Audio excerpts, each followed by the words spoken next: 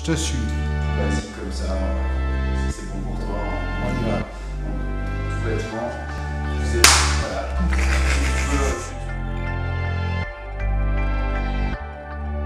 Je suis né le 27 septembre 1960 dans un village qui s'appelle Bitburg en Allemagne.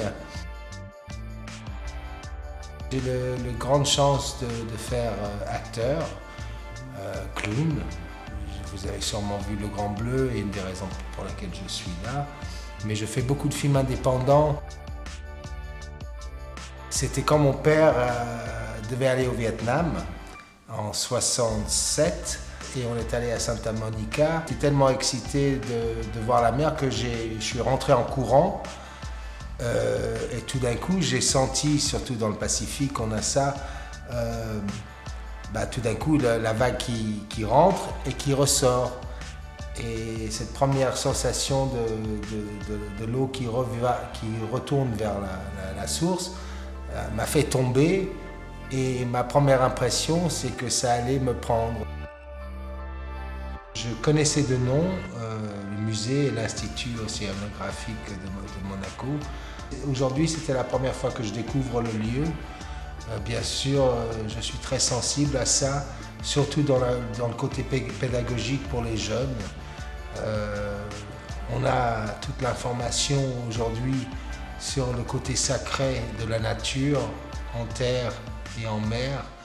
Et je pense que des lieux comme ça, comme peut-être aussi Albert Ier a dit, c'était des temples. Moi, j'ai pu voir le monde un petit peu, et quand on peut être dans un amour comme ça pour ces grands édifices naturels qui sont nos océans, c'est un énorme cadeau. J'ai un enfant de 4 ans et je ne voudrais pas laisser l'impression à mon enfant que les dégâts continuent et qu'on les ignore. Je suis quelqu'un qui les a ignorés j'ai presque 60 ans maintenant, et mon envie d'activisme, de militantisme pour ça devient plus important, et je voudrais faire ce saut de celui qui est complice à celui qui résiste. Voilà. J'ai décidé, étant que je jouais Jacques Mayol, que j'allais faire une apnée la nuit.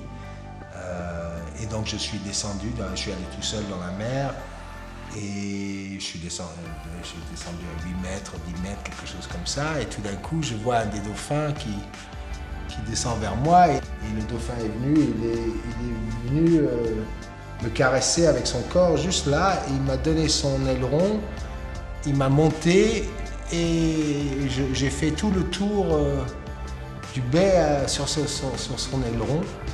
On se rend compte de la force énorme de ce que c'est un dauphin, surtout que cette force était une des vraies sensations de liberté que j'ai senties physiquement. Et dès que tu sens ça, tu sais que la vie après va être très difficile. C'est